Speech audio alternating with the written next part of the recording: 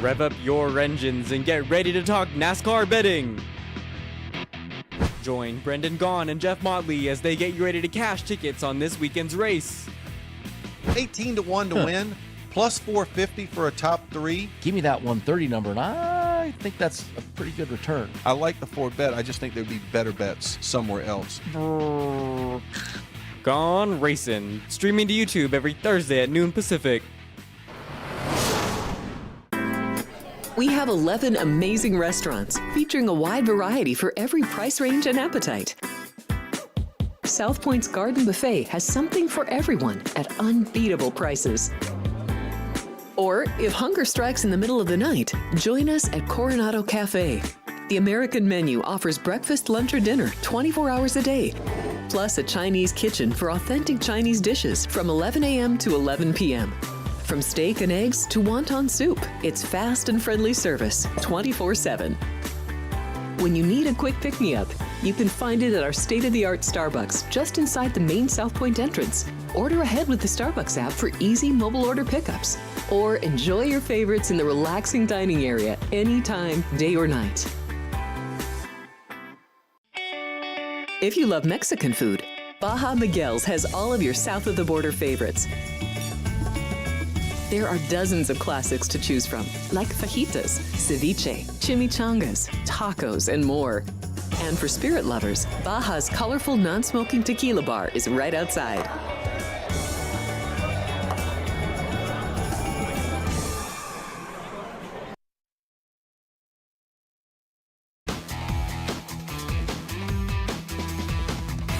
Welcome in, everyone. It is gonna be a good one. So much to unpack, so much to look ahead to. This is Sports by the Book, the sports betting show, live from the entertainment capital of the world, live from the South Point Hotel and Casino in Las Vegas.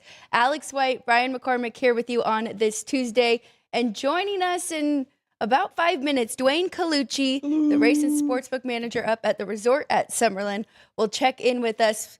We have a lot to ask him about, including the Knicks going down last night, Spurs taking Game 3, VGK in action tonight for Game 4 against the Carolina Hurricanes, and we've got to talk about baseball and see how the Athletics game was for the books.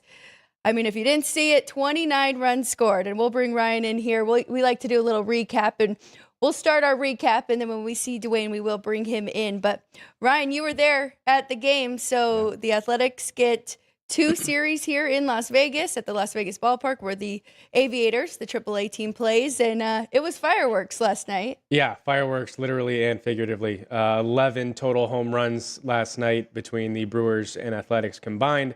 The total of 11, so just on if those happened to be solo shots, several of those were not solo shots. We would have gotten to the total. But yeah, 29 total runs. It was a packed atmosphere, a really cool one to be a part of. But we're also curious of our viewers' thoughts, whether you're watching us live or after the fact, on how many games you think the A's will be able to win here in this 6-game stretch at Las Vegas ballpark. Obviously went down yesterday, kind of blew that one yesterday. Had some magic at the end. With a 4-run bottom of the 10th, which was awesome, but ended up losing 15-14, which also ended up being a loser because I was on the Brewers run line. Yesterday was not a good day for the whiteboard, but still talking about that baseball game, I did unload on some player props in that one. Looking during the game, 12 of 18 starters, obviously the pitchers can't bat, but designated hitters included, 12 of 18 went over their total bases over 1.5, hits over 1.5, or hits RBIs or hits runs and RBIs over 2.5. So for the guys that you would expect, that would probably peak at a minus 130 all the way down to a plus price, and for a lot of those just straight plus prices, as high as 175 on one that I got last night, outside of just taking homers, which those are over $250 to $6 even. But it was an incredible day for plus prices on player props last night at Las Vegas ballpark. But the A's ultimately covering the run line helped the books out a little bit. So to fully recap, brought to you by the South Point Sportsbook, trends of last night before first pitch and tip-off. Major League Baseball had 8 games yesterday. Favorites went 5-3 straight up. 5 run lines were covered. Shame on me for not going back and looking at what the reverse was. But totals 3-5, 3 overs, 5 unders. Did not have any home underdog system plays yesterday. We do have a lone home underdog system play of the day today, and that is the San Diego Padres going against Chase Burns and the Cincinnati Reds. Every other home underdog on the day either did not play yesterday or lost yesterday. The Padres were the only one to successfully win yesterday, be a home underdog today, and that makes them a home underdog system play on the day. Tip-off yesterday, the Knicks were favored by 2. Knicks ended up losing by 4, 115-111. So favorite 0-1 straight up and against the spread. The total, finally, we get an over in the NBA Finals. Spurs win Game 3, 115-111 behind a 32-point Victor Wembanyama performance. Player props. OG Anunoby was the leading scorer for the New York Knicks. Karl Anthony Towns did not do anything. The Spurs figured out that offense kind of runs through Cat. And then Dylan Harper went under 13 total points, and I needed him to get to 15. So if he had made one of the, I believe, 7 threes that he attempted, we would have gotten there. But unfortunately, we did not. So negative day on the board, but still a good one for the bankroll thanks to those player props at Las Vegas Ballpark. My player prop that I like did get there. Josh Hart, 4 of 7 from 3 after not having a 3-pointer in this series so far. So definitely helped him at home. Over 1.5 was plus 155, but I did not bet it. Stayed away from the under as well. But I did see Attila in the chat, and you were talking about just all the runs and the home runs, and then even, hits, runs, and RBIs over at the Las Vegas Ballpark from the Brewers and the Athletics. I know he tied up 3 home run hitters in Soderstrom, Langeliers, and Nick Kurtz. So good on you getting that good plus price. I did get Langeliers, but after they just kept piling on, you really could have just taken a shot with anyone. We'll see. We'll give you our thoughts on the game coming up tonight. The total has moved to 13. So books have adjusted. And I did say yesterday, if it goes how we expect it to, you're not going to get an 11 for the rest of this series or the next series against the Rockies. Yeah, definitely not. We see a little bit, not exactly the same starting pitching caliber matchup that we got here today. Should be getting JT Ginn versus Robert Gasser. So yeah, total should have moved up. I still think it's a little low at 13, especially with the bullpens getting used the way that they did and not really being able to stop anything last night. We also saw a Major League record 16 ABS challenges, 11 overturned. Granted, they do get their challenges back in extras, so that kind of helped it. But 11 overturns on 16 ABS challenges last night. I was also able to grab some highlights from last night as we did watch 11 total home runs, starting with a 483-foot shot by Shea Langeliers that goes off the Las Vegas Ballpark scoreboard. So no audio on these, but just to take a look at what we saw a little bit last night. Some awesome camera shots from the production, whether it was the TV truck or our in-house guys. So Andrew, whenever you got a chance to roll those. Shea Langeliers gets it started right after they had some crowd predict which athletic would hit a homer. Several Kurtz, Langeliers, Sodi, Kurtz and Soderstrom both add 2. It was a lot of fun to watch the pop off the bat last night from guys that we've gotten familiar to do it with the Aviators, Zach Geloff included. Jonah Heim back in the A's organization, pinch hit homer. That would be a home run in 0 of 30 Major League Baseball ballparks, a ball that went 316 feet and snuck over the right field wall into the Athletics Aviators bullpen if you're used to watching it at Las Vegas Ballpark. But that's my favorite camera shot. The one right in the dirt in front of the plate, the William Contreras homer, watching him fall on his butt and watch it still go over the batter's eye was awesome. The crowd pop behind, and then getting to see it for Nick Kurtz do the same thing. I honestly thought the game was over when I saw Jonah Heim in the on-deck circle. I thought that would be the final out, and everyone thought that it was just going to be a fly ball out, and the ball just kept carrying and sneaking over the wall, tying it at 14. We get a 12th, and the A's ultimately can't get it done, but last night was a really fun atmosphere. A lot of Brewers fans in the building. First inning, there were "Let's Go Brewers" chants and some boos to combat it. But it's going to be a fun couple of days to finish this series and the series against the Rockies this weekend. So if you are in Las Vegas, try and get out there for one of the games.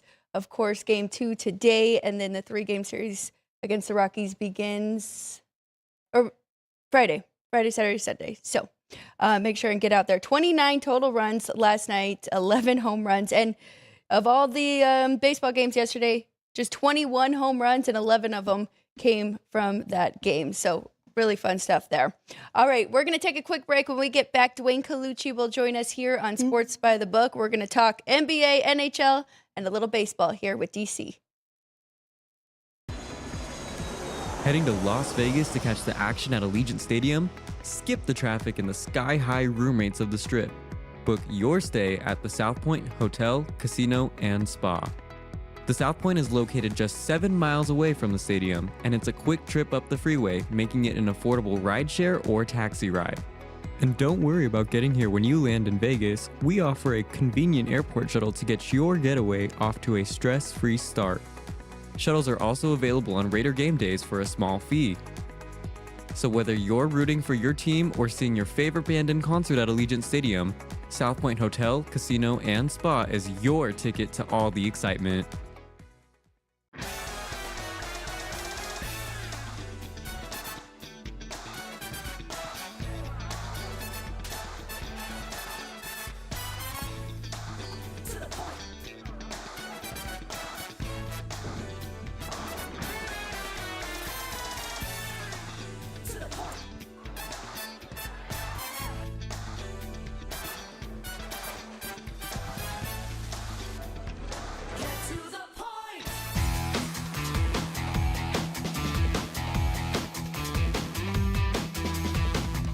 Let's get right to it. We haven't got to talk to him in a while. One of our favorite guests here on Sports by the Book. You know him if you go visit up at the resort at Summerlin, the race and sportsbook manager, Dwayne Colucci. We have so much to talk about, including, we might even talk a little bit of horse racing at the end here and get your thoughts on the Belmont Stakes at Saratoga that happened last Saturday. But let's start off, Dwayne. I want to start with the NBA because for a while there, it looked like the Knicks might sweep. Of course, they steal 2 on the road in San Antonio. And then last night, the Spurs get 1 back. So in your opinion, what do you think went wrong for New York? Is it the fact that the supporting cast is not really showing up in the fourth quarter? Is it the refs? Is it a combo of both? What's your thoughts on Game 3 last night? I think the Knicks felt some sort of pressure, without a doubt, going back to Madison Square. And it's funny to say that because they had the 2-0 lead, but, all that celebrity, superstar power, people that are paying hundreds of thousands of dollars for tickets and courtside seats.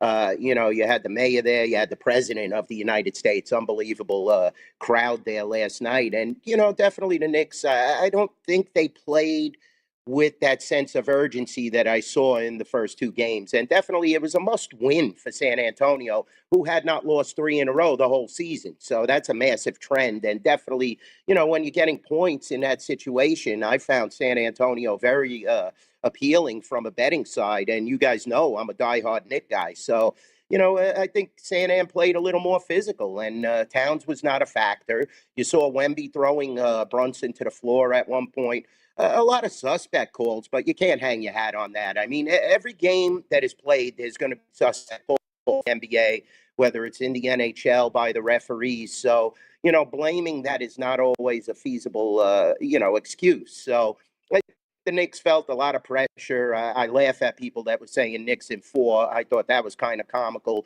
similar to the way I felt people saying San Antonio in 5 before the series started. So, this is a very, very tough series. And Alex, you hit the nail on the head last night. You're not getting that much out of the role players. And, outside of Clarkson, who played a ton of minutes, the Knicks didn't really find themselves. Josh Hart didn't have as good a game as he usually does. Bridges was a little off. Now, Anunoby played fabulous. You saw that, as well as Brunson. I mean, it just seems like he never misses when the game is on the line. But, credit to Castle and Wemby. Castle played fabulous. And this is what you talk about with an NCAA champion out there and a guy who definitely is getting acclimated more and more to the NBA game. And this is a very, very tough series. You look at the Knicks; they're still favored naturally. Caesar Sports, we have 2 and minus 125 now. So this game is going to get to 2.5 very shortly. I expect a lot of Knick money, and I expect a better performance out of the Knicks, a little less pressure filled. Mike Brown was very vocal saying that it was all on the refs. Refs called a terrible game. And yeah, I have to agree with Mike, but like I said, that's not an excuse. We'll go from one finals to the other, and for the first time, we get a Las Vegas NHL game and a Las Vegas Major League Baseball game on the same day. So still talking about the Stanley Cup Finals. We see now a road favorite. Pretty much every other shop. We still have a pick 'em here at the South Point with the 110s on the money line. But should Carolina be favored in this game? Yeah, why not? I mean, this is a tough series as well. The Vegas Golden Knights blew that lead, and it was a Reggie Miller-esque performance by Carolina, who scores 3 goals in 39 seconds. And, that's definitely a flaw that Carolina will be talking about in their locker room and trying and put their finger on and be very vocal. But, you look at this, and, Sebastian last game, he had 4 shots on goal, 0 shots on goal, I should say, and 2 assists. You have to better than that. I mean, this is the superstar is on your side, and he's just not performing. Anderson, definitely, we're going to see. It's going to be interesting how the goal rotation goes. But Ryan, Carolina played fast through playoffs, and you look at it, they caught a lot of teams off guard. I think Montreal was just depleted after the first 2 series against Buffalo and Tampa. So, we'll see how the Golden Knights. Marner has to, find himself just like he did in the last game. I mean, a hat trick, just unbelievable. Penalty shot stop, though. That definitely was a momentum. And, I definitely think Carter Hart has to play a lot better. That's the whole key. Shea played fabulous. I mean, you saw that goal. It was kind of a fluke. They scored on self there. So, it's not out of the question to have this game pick 'em or Carolina minus 115. Golden Knights still riding high, though, playing very, very well. And Tortorella, he righted the ship after that questionable game prior and, the challenge, the bad penalty, whatever you want to call it. But you can't give up goals in spurts like they did in that last game. They could have put it away, and everybody would be laughing now if Carolina was the favorite in this game. But now it's a totally different story. And, as long as they get good play out of Jarvis, Sealers, these guys have to step up and perform. Shea Gostisbehere has been fabulous, scoring timely goals, when they need him. It's not out of the question to see Carolina the favorite in this spot. Dwayne, we've talked about it multiple times on this show. We were big fans of Brandon Bussi and what he had done in the regular season. Now, Frederick Anderson was the hotter goalie going into the postseason, and he's got the experience. It looks like Bussi is expected tonight, and he should be. 2 shutout periods, 1 overtime, and then the 3rd period, up until Vegas got it done in overtime in Game 3. But now, does that change your mind here on the 6? And just a reminder, we saw 9 goals, 7 goals, and 9 goals in the first 3 games. But we're sitting at a 6. Goalie change. What are you thinking for the total here? I think it favors the under, Alex. I mean, I was waiting for Anderson to implode. And, Montreal just never put any shots on the net. Now you're playing an offensive-orientated team in the Golden Knights, and he folded right away. So, I think definitely sticking with Bussi here is a good maneuver by Brind'Amour, and definitely I think it could help the under. I think Carter Hart will be more solidified, but you got to watch that blocker side. That's the weakness, and I talk about this time and time again. When a goalie has a weakness on a certain side and it starts to become repetitious, that's when you start to get a little concerned.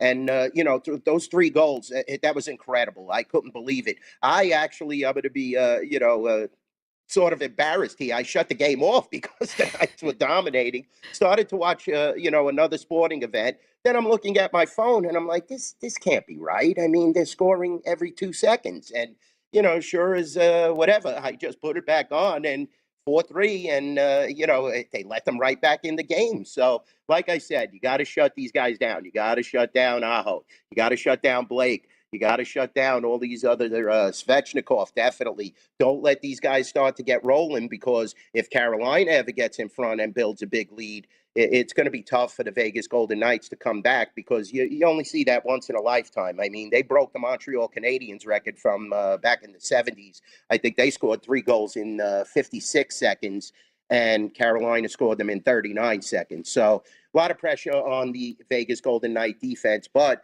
if they win this game, they could put the series away. I expect big things out of Dorofeyev, and, we'll see if Barbashev is a little banged up. He was getting crushed in that last game.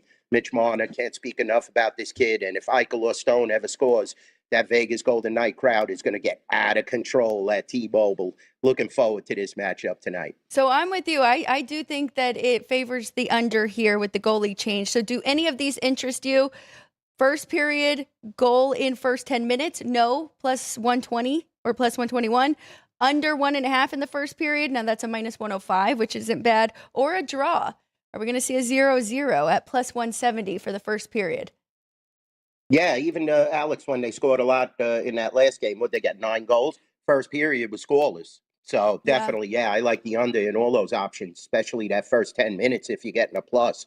So I think both teams are going to be checking hard, playing tentative, but I do sense that Brindamore wants to get on the board first in this game. That is so important, and it's been important in this series. And I think there's a lot of pressure on Carolina to light the lamp very early. You don't want to keep playing catch-up, especially at the Fortress. I mean, the Golden Knights know how to win. This is a team that has won a Stanley Cup, whereas Carolina, due to the surroundings, I keep saying this, always falter when the chips are on the table, and they better bring their A game tonight. They got to get some goal scoring and some solidified goaltending to win this game. All right, we'll go from downtown Las Vegas to about 10 minutes from your shop up at the Rampart, or the resort in Summerlin, to Las Vegas About ballpark. 2 minutes from my house. A total of 11 last night, now up to 13. The juice is to the over on that 13 as well. What do you think in this ballpark? I mean, anything can fly out of this ballpark, I'll be honest with you. Gin is 3-3, 2.74, so at least you got that going for the Athletics. But they were launching some bombs out of there last night. I was focused mostly on the Yankee game. I was watching that because I had some wagers on that game and the Knicks, so I didn't really watch much of the game last night. But, the Oakland A's have played very well this year, and they've counted on pitching, but I don't think you can in this situation. Gasser is a launching pad. I mean, his ERA is like 5. So, 13 is a high run total, but you have that short porch, like you said in the segue there, Ryan, where 316 feet. That's not a home run in any major league park. This is, a minor league facility. So keep that in mind. And you do have a pitcher on Milwaukee's side that's been getting lit up. You have some really good bats on both sides. And, I could easily see it going over. I really don't have an opinion, although I would maybe take the A's in this spot just because Gin is a little better. Dwayne, do you know how Caesars did with that game last night? Was there a lot of money on the over going into it? I really didn't gauge it, Alex, because I've been off this week. It's my birthday week, so I'm finally taking a few days off. So I didn't gauge that, and there was way more important games on the slate, like I said, especially that Knick game. Gauging the money on that game, it was just tremendous handle, phenomenal handle, and the next game is going to be phenomenal as well. And you have the Vegas Golden Knight option where people are parlaying to the Golden Knights and the Carolina Hurricanes from the San Antonio game. But from my reports, a lot of people were betting on the game because in the Summerlin area, it's right there. So a lot of people were attending the game and making some wagers on the game. Well, we'll go to a different ball game and one that features Paul Skeens, and that is making your Dodgers a plus price on the money line here today with Eric Lauer on the bump going against the Pirates. So what do you think? Is it a play on the plus with the Dodgers? I mean, anytime you bet the Dodgers, Ryan, you have action, and definitely with that lineup, and you see the way that they've been playing. I mean, Anaheim got them the last game, or the Los Angeles Angels, excuse me. I don't want to short anybody, but the Dodgers are playing very solid. They're just coasting, like we said. Now you got to deal with the Tariq Skubal possible trades or whatever and all that talk. But definitely the Dodgers always have a chance. Skeens is what, 6-5. He isn't really dominating, but he's still Paul Skeens, one of the best pitchers in the last 5 years, and definitely a dominant force. And when he has control of a game, it can be very difficult on the Los Angeles Dodgers, who strike out a lot. I mean, look at the last game. Ohtani won, Freeman won, Tucker struck out twice, Muncy once, Cole once, Freeland twice. So, Skeens gets it going. It could be very difficult, and that's why you're seeing him as the favorite against this Los Angeles Dodgers juggernaut. And, there's a lot of pressure on Ohtani. He's starting to really play better now. He's got the average over 300. His pitching is unbelievable. So this definitely is an MVP winner, in my opinion, barring any injury, knock on wood. So, the Dodgers look very good. Paul Skeens, could keep the ball in the ballpark. So this is a tough one to gauge, and you're still seeing a total of 8.5 regardless of Skeens starting. So maybe a slugfest here if Skeens doesn't get off on the right rubber. Dwayne, you brought up Ohtani, and he is odds-on favorite right now to win the NL MVP, as he should be. But now on the other side with the AL, is there anyone that you would look to with Aaron Judge being out for 4 to 6 weeks? Yeah, Alex, it was the odds were a tremendous jump. Once he got announced 4 to 6 weeks, he went to like 70-1 at Caesar Sports to win the MVP. So definitely we gauged those and monitored those. I really don't have a sense yet. I don't like to gamble on those whole season awards because, the book is holding your money for so long. And that's from a bookmaker standpoint. I'm trying to tell you guys on handicapping. It's unlike the World Series or anything like that. And, when you have the injuries, you have to take into consideration. A guy could go from, minus 150 like Judge to, astronomical odds because he's missing 4 to 6 weeks. So I really don't have anybody I'm pointing a finger on. Like I said, Ohtani is like what in some markets minus, 500, 700. It's ridiculous, even more than that. So, he has both the pitching and the batting stats, which gives him that favorable proposition when you're dealing with the MVP. But, the American League is wide open, in my opinion. Teams are playing well now, and you just have to gauge it if you want to dive into that market. Definitely some value now if you want to go ahead and take a look, and if there's anyone that you Who do you like, there. Alex? I've heard some people throw out some athletic guys, and I don't hate that by any means. Now it'd just be kind of which way are you going? Are you going with Nick Kurtz or Langoliers? But Langoliers, it's going to be tough after last year, and Cal Raleigh didn't get it, right? So I don't know. Right. I need to really look into it and He's been a disappointment. Cal Raleigh has been a tremendous drop off this year, and it's not shocking to me, but it kind of is the tremendous drop off that it's been. I mean, he had such a great season last year, and now he's nowhere even in the conversation. So shocking. No, it really is. And sometimes we see that after the home run derby, but no, he finished the year really strong, and then now coming into this one. DC, I want to ask about the Belmont and get your thoughts there. Were you pretty surprised that Golden Tempo found another way to win a big race like this? No, Alex, I really wasn't. It was tremendous. Me and my dad went over every race, doing the raggers and sheets. And this has happened so many times to me where we're going into the race and we love Chief Wallaby, we love Renegade. And then all of a sudden, my dad hit me up the night before. He goes, I'm starting to like Golden Tempo. I just, I get this feeling that he's going to be able to close, that there's going to be too many middle moves, horses on the lead, and Frakes. So we're compiling the tickets, and we had Golden Tempo on the pick 4, but we didn't have him on the pick 5. And I said to him, I'm not going to listen to you when I get home. See, I told you this horse won. Put him right in the pick 5. We cashed, and no, it wasn't a shock. I mean, Cherie DeVoe is just such a great conditioner, and she had that sprinter earlier on the card that is just a tremendous animal. I think it's an Englishman, just unbelievable turn of foot, and just crushed and dominated, and it just shows the prowess that she has. And she's a great turf trainer. She's a great conditioner.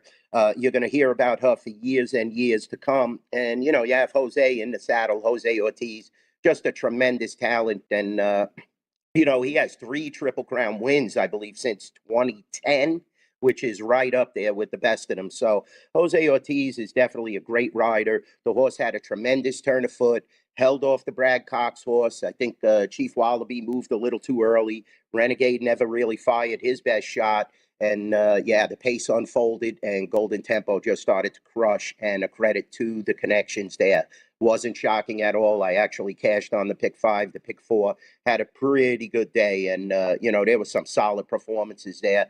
Bookham Dano, another tremendous sprinter. I mean, he just loves Saratoga. 5 out of 6 now.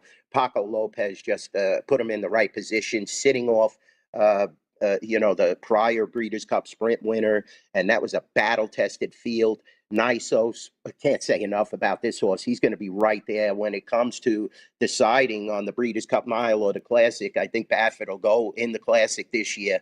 He just missed in the Saudi Cup there against Forever Young. He lost by, a half a length, and now he is just dominating the older horses. It's going to be great, though, to see at Churchill when Baeza, Sovereignty, and White Barrio match up again. That's coming up in a couple of weeks. So horse racing has got tremendous superstar power this year. And no, it was not shocking to see Golden Tempo win. He's probably going to stick around Toga, look for the Travers, and maybe even the Haskell. We'll see. He's lightly raced, and the upside is tremendous on this horse. But it's going to take a lot to beat the older horses this year. The older horse crop, Alex, is tremendous. Like I said, you have Sovereignty returning. You have Nysos.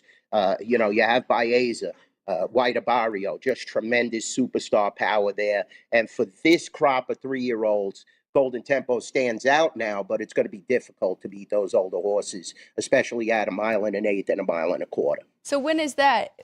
When are we looking for those older horses and their big races coming up? I think in a couple of weeks at Churchill, there's, the Stephen Foster's coming up, and that's just going to be a tremendous matchup. I believe White Barrio, Sovereignty, and Baez going in. Journalism switched to run against Nysos, and it wasn't too smart of an idea there. So, it's going to be interesting to see. And then later in the summer, you got the Whitney, you have the Pacific Classic. There's so many options for these horses. And Forever Young is, just resting up in Japan. It's going to be interesting to see when he flies over to try and add to that mix. He's the Breeders' Cup defending champion. So a lot going on, and just keep your eye now as you start to get through June, July, August. Those are the tremendous horse racing months, especially at Saratoga, Del Mar. Just fabulous, fabulous racing. Well, now from you and Chris and Ralph and all his guys, I feel like we have been invested. So you bring up all those names, and I remember them from last year. And really, before that, I just knew about the 3 Triple Crown big races that we just got through. So now, thank you, because now we're looking ahead to the summer, and you just got me excited to follow all those. Dwayne, before we let you go, there is a game tomorrow, Game 4. We're going back to Madison Square Garden. What are you expecting in this one? The Knicks a 2-point favorite again. 216.5 is the total. Is this a good spot for the Knicks to get one back? Yeah, if they stay within themselves and Towns plays better, don't let Wemby and Castle get off. And definitely it's a good spot. But if you're betting the Knicks, I would get down pretty soon because I think it's just going to go up, up, up, and up.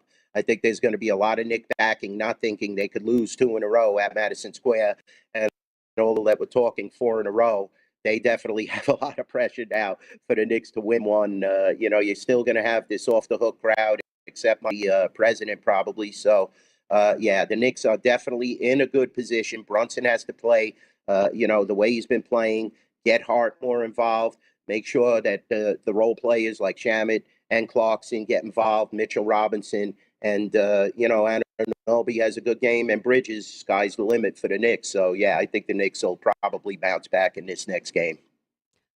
And last but not least, I'm glad that you did hit that pick 5 last Saturday. I guess that's your early birthday gift, and we appreciate your time, even though you're off a few days for your birthday. But any horse races today? I know there's not a ton on Tuesdays, and you'll be back with Ralph tomorrow. But you know what? I scanned through quick that I know this horse from Turfway. I didn't really get the scratches, but race 6 at Horseshoe, the one horse, definitely he could run on the turf. He could run on the poly track of Amazonia. The one horse, race 6. Marcelino Pedrosa is in the saddle. Eric Foster, who's been tearing it up at Churchill Downs. He's a great, great trainer. So keep your eye on this horse. 4-1 morning line. Horseshoe, Indiana. race number one count of Amazonia.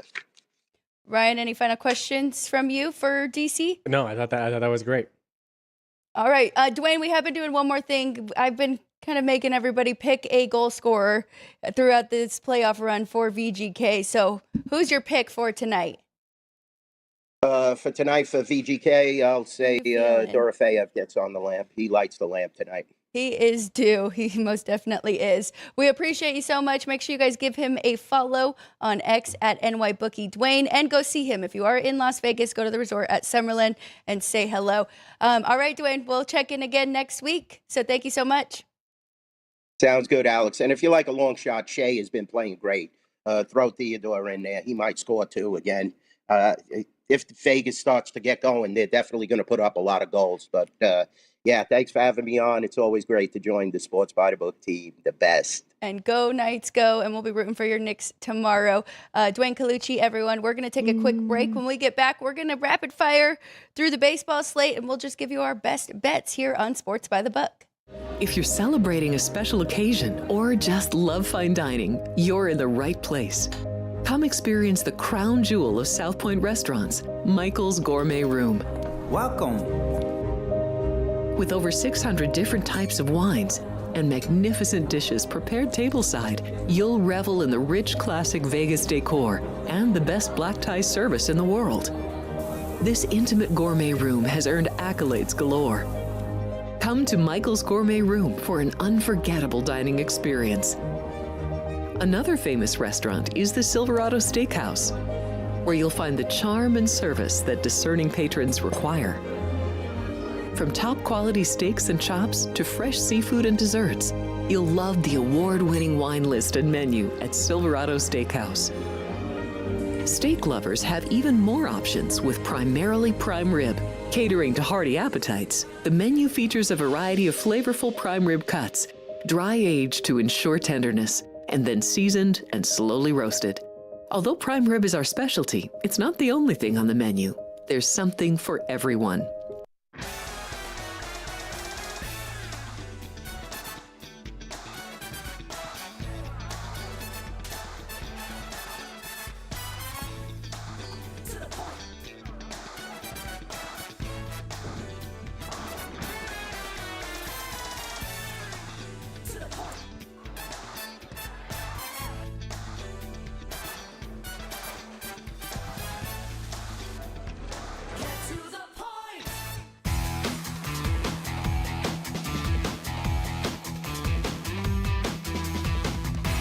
Welcome back, everybody. Another thank you and an early happy birthday to Dwayne Colucci, the race and sports manager up at the resort at Summerlin. I'm Alex White, Ryan McCormick here with you on this Tuesday.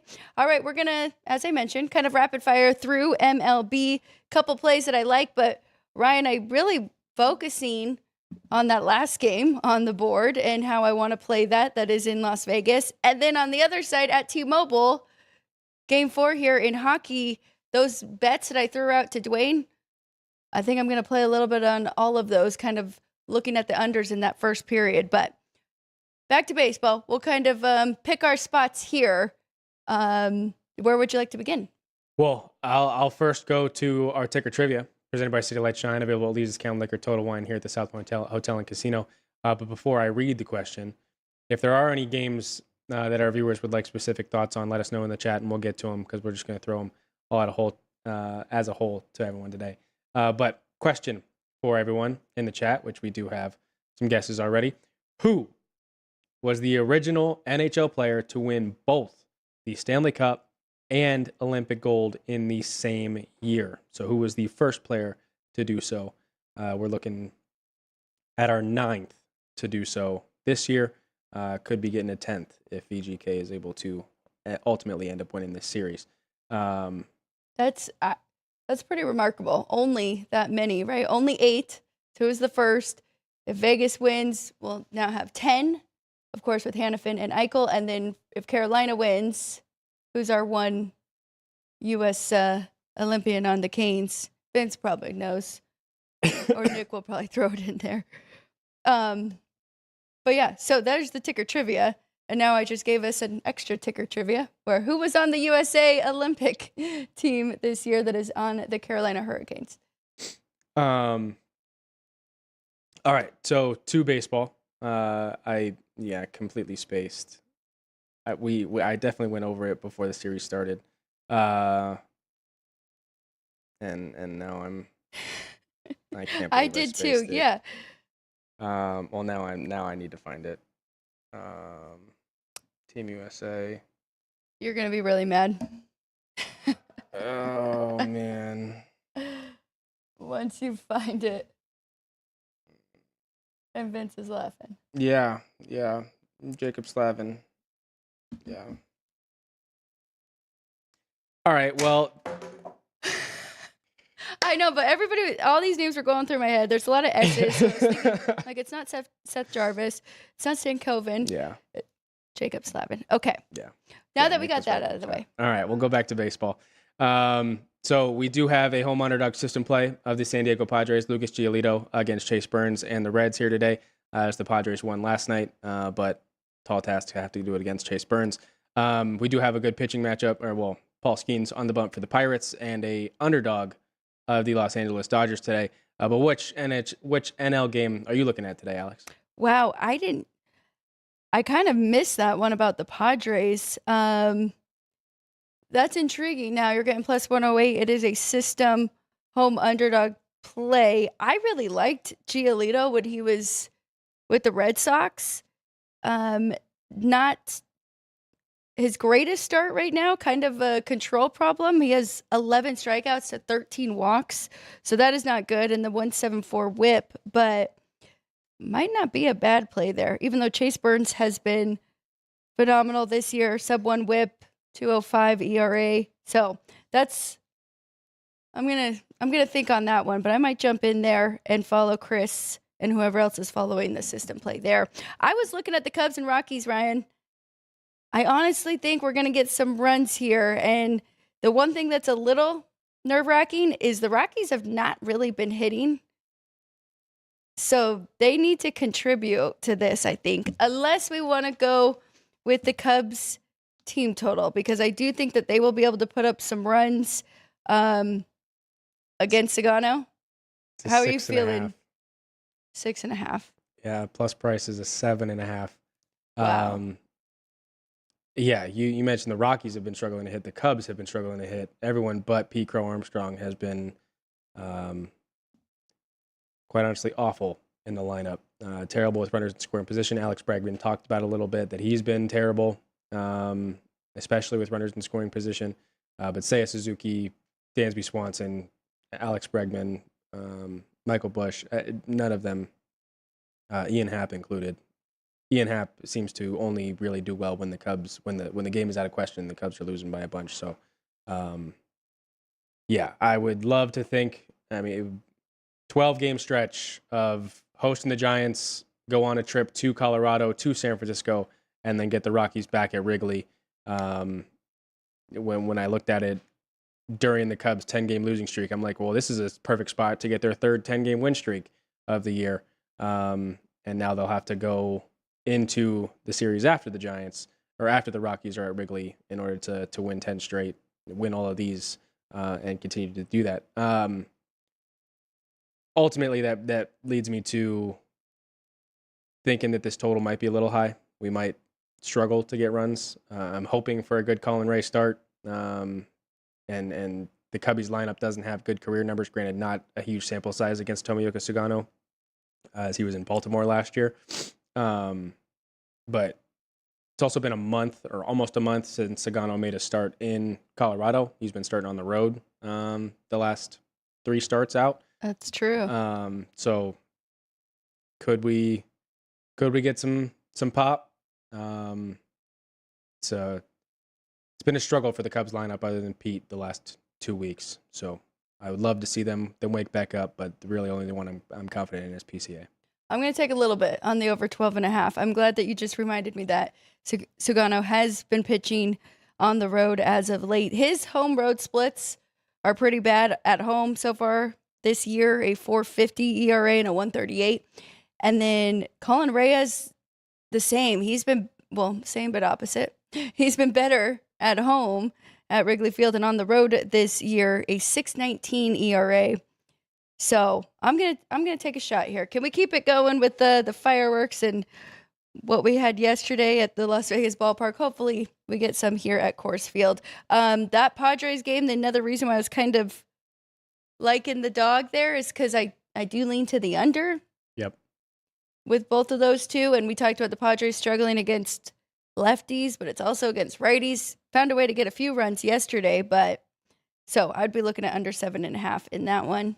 Yeah, too. Padres played a bit of small ball, bunted 3 straight times. Reds couldn't get an out, and that led to the Padres taking the lead in order to find a way to win that one. The thing that I wanted to point out was Chase Burns' strikeouts. It is a 6.5. You are laying heavy juice to go over, but he's gone over that 6.5 in 4 straight, going against the Padres lineup that is also really struggling.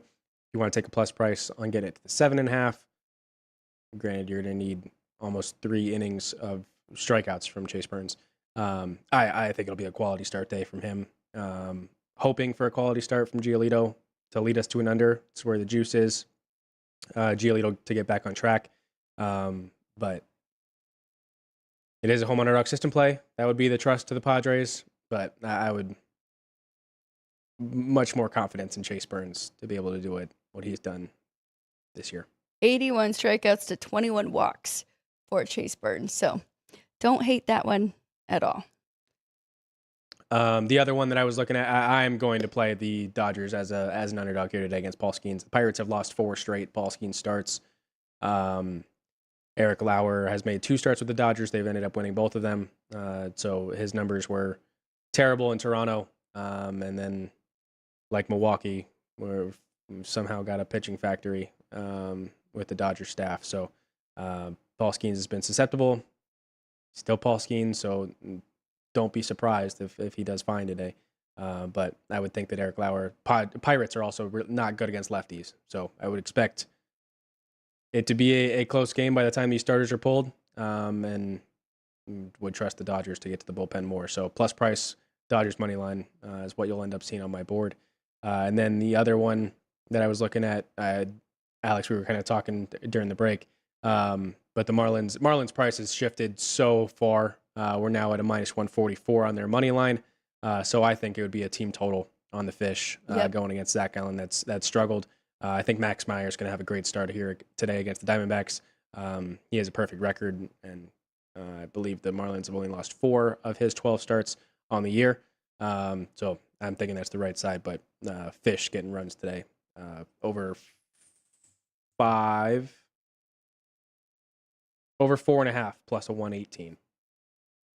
Okay, getting a plus price there. Yeah. If you wanted, anybody else wanted 3.5, minus 130 to the over there for the Marlins. I'm kind of shocked. Diamondbacks are also 3.5. I wouldn't hate their team total under either.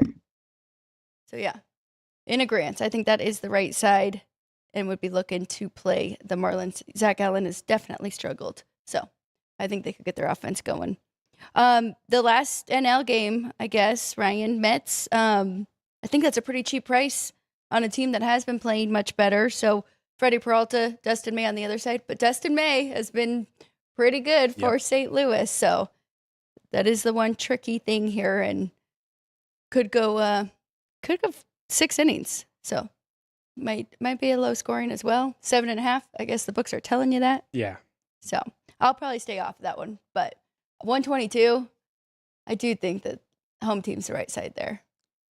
I'm tempted to go a little two-way action on that one. Dustin May has gotten more to the form that the Red Sox thought they were acquiring last year and ended up DFAing him. Now he's in St. Louis. But it's gone over his strikeouts prop in the last couple of days. Both teams really kind of heating up. Cardinals have won 4 straight. Mets have found ways to win games over the last month. And they got their ace on the bump here today in Freddie Peralta. So, ultimately I would think we get an under first 5. Both starters do well. Just a matter of can we avoid it towards the end, get the plus price on the under 7.5. There is an 8 in the market, chance to push there. But I wouldn't want to lay the minus 120 to go on the under because there is plenty of of potential. Cardinals are pesky bats, so I kind of think that the plus price is tempting for me at least. I can't fault you. I mean, they are 16-12 on the road, and Mets are just 15-15. 7-3 in their last 10. I would think this is where they really kind of stack some wins together. And Yeah. But Peralta's home road splits are bad as well. Not as good at home. So I'm going to stay off of it. But we do have some sneaky underrated pitching matchups on the AL side of things. Logan Gilbert, Trevor Rogers, Peyton Tolley, Nick Martinez, Garrett Cole, Slade Ciccone, Nate Eovaldi, Stephen Kolek, Kaiwei Tang, Wilbert Urena. So where are you looking in the AL side of things? That's really funny that you say it that way too, because it is a definite lean to 3 straight unders, Red Sox and Rays, and I'm going to take that one because I do think these two are two of the better pitchers going today in current form right now, which sounds crazy, but really, I mean, looking at their ERA and their WHIP and what they have done lately. So, and the other thing is the Rays play a lot of low-scoring, tight games. So they have been profitable betting their unders. I'm going to go under here at 7.5. The next one with Garrett Cole, I'm a little bit worried about Ciccone. I went under yesterday with Gavin Williams and Will Warren, and it went over. So now with Garrett Cole and Slade Ciccone, I'm going to stay off of that one, but it was a lean. And then Tage Bradley and Troy Milton. I thought that was a little high too. What are you thinking in those? So Garrett Cole's first runs of the year were allowed in his last start against those Cleveland Guardians, Yankee Stadium. He gave up 3 long balls, 3 homers to this Guardians lineup. Only 2 strikeouts in 5 1/3. So shortest start of the year, most hits allowed in the year, and obviously the 4 runs that he's allowed on the season. I would kind of think that they'll be pesky again, and Slade could have a good start. Again, no Aaron Judge in the lineup, so missing a pretty key bat. So I'm tempted by the home dog. Garrett Cole slipping up there a little bit. But the one that I'm kind of, I guess, most confident in is, again, I guess, made the argument yesterday to not play bad teams. And this one found a way to get to 9 yesterday thanks to some magic by the Stros or gifts by the Angels, whatever you want to call it. But under 8.5 with Kaiwei Tang and Wilbert Urena. Lineups kind of struggling, found ways to get runners around yesterday, but 8.5 with the juice to the over, even money on the under seems good to me. Yeah, I was really looking at Urena's numbers yesterday and pretty impressed with his home numbers and didn't really realize it. Let me pull that up right here. At home this year, a 2.12 ERA and a 1.06 WHIP. 9 strikeouts per 9 innings. So, yeah, he's been pretty good. 34-16 strikeout to walk ratio. And 8 hits. I guess he hasn't, 8 runs, 20 hits. Yeah, 34 innings. So, quite a few. That's a good enough sample size there. Last but not least, Zach Wheeler, Dylan Cease. Is this one we want to get involved? That's another lean to the under. I'm probably going to stay off of it, even though yesterday I said I liked that one and could have played it either way. Blue Jays under 2.5 with Christopher Sanchez, or full game under 7.5. Philly scored 5, so 5-2. We were right there.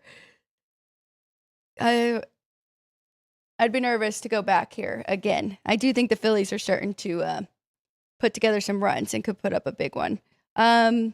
Anything there, or you want to go to Braves, White Sox, or Brewers, Athletics? Well, all 7 of those runs in that 5-2 game in Toronto yesterday were scored in the first 5. Adolis Garcia adds a 2-run homer, pushes it to 5. Blue Jays obviously didn't make it close towards the end of 5, so didn't get the plus half run, plus price on the Blue Jays yesterday. Again, I pointed out it was a tall task going against Christopher Sanchez. They were able to get 2 across, but didn't get a good enough start on the other side. So full pick 'em. Dylan Cease versus Zach Wheeler, -105s here on the money lines at the South Point. I think we're obviously looking at a great starting pitching matchup on paper. Yeah, but you point out that Phillies lineup is starting to heat up. So if Dylan Cease, if things start to snowball, it could be good for that Phillies lineup. But again, that back half yesterday didn't have any runs scored. So definitely priced to be an under. I think we might be looking at that again. Do you have anything in Chicago with Grant Holmes versus Iser and the White Sox, or do you want to go up to the game in Summerlin? Nothing for me in that one, but I did want to ask you, you liked the Phillies run line yesterday, didn't you? Full game. Full game? Yeah, I was fighting myself thinking that the Blue Jays would be live or Christopher Sanchez would do a good enough job in that start. I was more confident in the Blue Jays side being close, getting the plus 150. 2, I think, is what we were at in show. Okay. Yeah. And I was tempted by that. But I said I wouldn't be surprised if the Phillies did end up covering the run line. So that's kind of crazy. But I was thinking maybe that's the way to go today with Zach Wheeler, who has been really good besides the 4 runs against the Dodgers that were all home runs, single shot. So Dylan Cease, I just don't know what we're going to get. Haven't seen him up in the big since May 24th. Had one rehab start, yeah. Where, he had 6 Ks and 1 walk. He did give up 5 earned, but we kind of talk about it. They aren't really worried too much about those numbers, just more mechanics, everything's feeling right. Right. But I don't know. Maybe that's or even just taking the Phillies. Minus 105 feels crazy, where you know what you're going to get with Zach Wheeler for sure. Right? Yeah, that's a great point. Thinking that short, you're more confident in that one starter. Again, Dylan Cease making 1 rehab start, not doing well there. So you're getting better bats than the Phillies. Sure, you're at home, but it hasn't really made much of a difference being in Toronto this year. So, it might end up being short on that minus 105 money line Philly side. All right, I'm adding it. I'm going to try it out there. Last but not least, how are you choosing to play this last game? Because I'm just going Athletics, team total over. I'm going to isolate the home team here. It is a 6 here at the South Point, over minus 115. Maybe I'll do a little ladder, get a little alt number. But Ryan, you were there. Don't those guys look very comfortable being back at this ballpark? And I want to give JT Ginn a chance because he's pitched here. He had 4 starts last year at the ballpark and was very good. So I want to give him a chance. I just want to isolate the A's. But what do you think? Yeah, JT Ginn's made 12 career starts as a Las Vegas Aviator at Las Vegas Ballpark going back to 2024.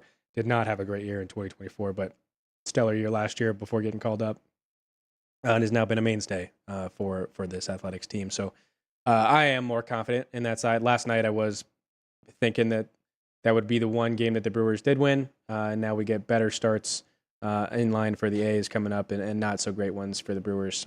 Gasser today, and I believe Brandon Sproat tomorrow, who will be looking for a bounce back spot. But yeah, the guys that are familiar with this batter's eye, having played several months in this ballpark on the A's side of things, looked mighty comfortable last night, and I think they'll be able to tee off on Gasser here today. So before it fully shifted and we see a 13 everywhere in the market, I jumped in last night on a 14, got a plus 148. Now that 14 is like a plus 120, as we're seeing a 13, 125 here at the South Point, 13 over minus 125. 13, there are some 13 15s. But yeah, I think I don't fault you for wanting to pick that A's side and teeing off on Gasser and hoping we get a good one from JT Ginn. So it could also be a good A's run line spot. Granted, it is a home team, and we saw last night we can't trust really either of these bullpens, especially here at Las Vegas Ballpark. So yeah, I'm going to be rooting for runs to get to that 14. Got the big plus price. So we'll be rooting for the same thing as we did yesterday. All right. That's why I went with team total. Because I think the A's is the right side, but they have to really put up a lot of runs to overcompensate for if they give up more runs in the later innings. So, okay, Ryan. Reverse just to A's minus the half run. Okay. Plus a 170. Oh, first 5? first 5 run line, or do you just want money line? I guess I could do both. First 5 money line, A is minus 130 plus 110 for the Brew Crew. Run line, A is to win the first 5 by at least a run, so minus the half run is even money. Brewers plus the half run is a minus 120. First 5 total is a 7.5 Wow. with the juice, slight juice to the under. 7.5 is insane. I would rather take a shot with the run line with the ace, I think, in the first 5. Last but not least, let's go to the ice. I kind of gave my thoughts. What are your thoughts on this matchup here? Yeah, I think you spotted some great ones. No goal in that first 10 seems like a great one with that plus 120. Draw in the first period is good. The prices that you found are good. I am on in overtime at a plus 290. I am not confident in getting by Brandon Bussey. We are the lone shop to have a pick'em on this game. Everywhere else has the Canes as the slight favorite in this one, the juice on that side. I'm terrified. So I think if it's this, Carter Hart's gonna have to stand on his head and not allow goals. So that would lead me to an under. Thinking the Knights win this game. I don't know if this is going to snowball the way it has in the previous 3. I agree completely. I'm feeling 2-1 final, maybe 3-2 final. I think it's going to be very tight throughout. So I am going to try and go in on the first period, but I don't mind your draw for the full game either. We've now seen 2 out of 3. I think these 2 are very evenly matched, and that is why we're seeing the outcomes that we are. And now with Brandon Bussey, I think that makes them even more evenly matched between the first 2 periods where the Knights were pretty successful, the second especially. So I'm a little nervous as well, but we shall see. I think they find a way. I really do. I think the home team will, but what are you looking for now? Something... Just seeing what the periods are. And I guess since you asked DC, just looking at what the goal scorers are. Very good, yes. Mitchie Marner's obviously the favorite, plus the 175. Dorofeev, $2. Eichel, 205. Svechnikov, Stone, Ehlers, and Jarvis all at 220. Stanky, 240. Aho, 260. Howden, 265. Taylor Hall, $3. And then everyone else is longer. Jacob Slavin, since we mentioned him, 15-1. That is the longest shot. DC mentioned Shea Theodore. That's a 5-1. Wow. So, J-Man, if you got any shot props, let us know. Yeah, and let us know in the chat if there is somebody that you are looking at to score a goal tonight. When you said Howden, I don't know. Kind of like that one. You could tell he really wanted one the last game. Yeah. After Mitch Marner got his hat trick, he was trying. But I am with DC and Vince. Vince has been saying that Dorofeev's due, and I do agree with that too. So might just stick there. Anyone else for you? Or you just want to see the prices? Yeah, the prices don't really tempt me to be able to actually play them. I think this game is. Oh, so I feel like we're throwing darts. Yeah, I would rather look at 0-0 going into overtime. 0-0 after 3 periods. I know that is a big number. We saw a 4-hour baseball game last night. Or, excuse me. We saw a 4-hour baseball game last night. We saw double overtime in game 2. Does that mean we are, for our guys that we work with at the ballpark, they're going to be seeing one of the longest games in NHL history tonight with the 0-0 tie into overtime? Oh my gosh. Quadruple overtime? Quintuple? Septuple? Scary. What did I tell you too, Ryan? If Carolina, well, okay, so that if you want to bet the Knights to win 1-0, 50-1, yeah, Canes to win 1-0, 80-1. So. Yeah, again, I just I have a feeling that Canes are gonna even this back up and take it back to Raleigh. Let's hope not. Yeah. I'd like to go up 3-1 in this one. A lot of people are asking about the ticker trivia answer. Well, we'll go there. A lot of guesses in the chat. as we're talking about the Stanley Cup final, and we have a chance to have the 9th, 10th is what we're looking for, members or players to be able to hoist the Stanley Cup and win the gold medal in the same year. So your ticker trivia question presented by City Light Shine was, who was the original NHL player to win both the Stanley Cup and Olympic gold in the same year? Did get several correct answers in the chat today. Nick, JR, and Joey B were able to spot the correct answer of Ken Morrow, a defenseman for the New York Islanders from 1980 to 89, won the Olympic gold with the Miracle on Ice United States men's team in Lake Placid, as well as win the Stanley Cup with those New York Islanders in 1980. Only 7 other players, so 8 total, have accomplished this feat since Morrow did so back in 1980, and at least one player will join this elite club this year. Jacob Slavin, Noah Hannafin, Jack Eichel are looking to join that exclusive club. Now you got me thinking maybe it is Shea Theodore. That is our has nothing to do with Hannafin or Eichel. I was thinking more DC. All right. Let's go to our poll questions. Did we do any poll results? We did, yeah.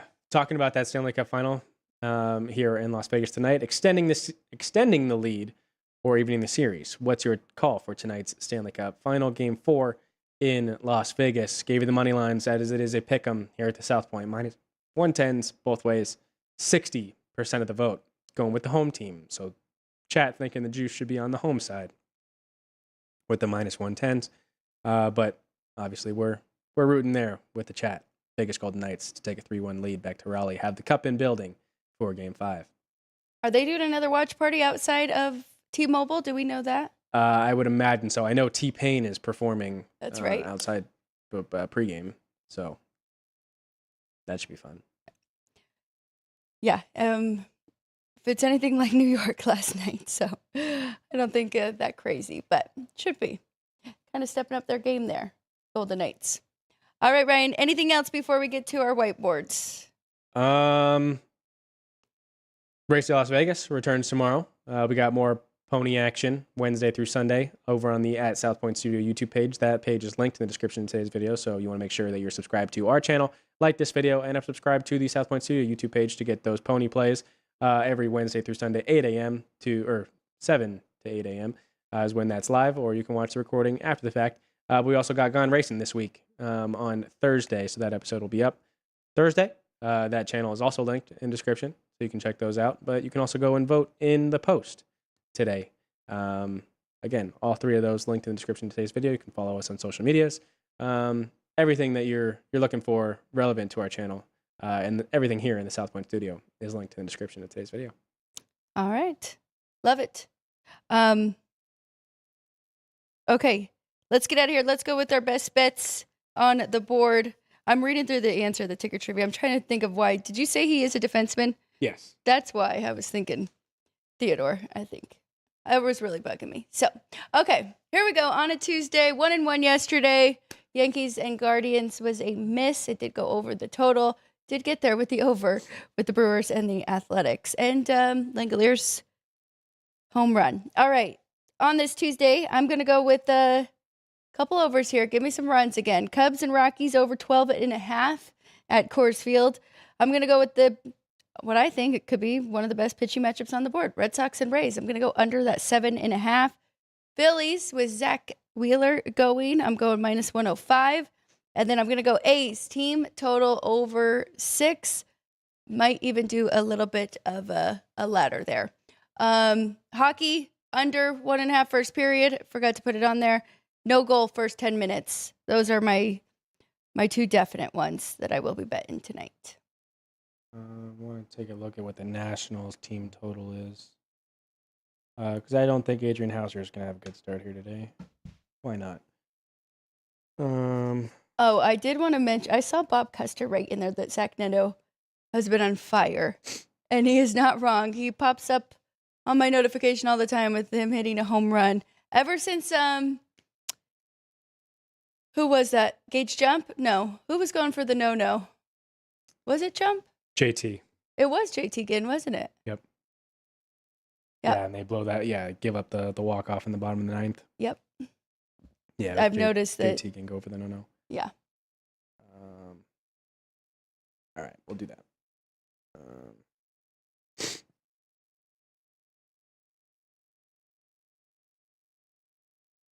Wrong team.